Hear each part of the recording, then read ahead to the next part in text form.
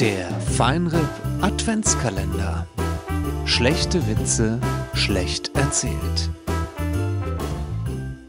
Sagte Monchi zu seiner Frau.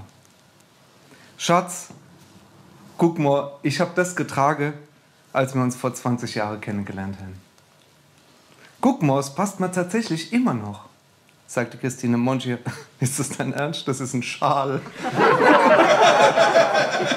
Aber ich hab immer noch Klamotte. Das ist kein Witz. Das ist kein Witz.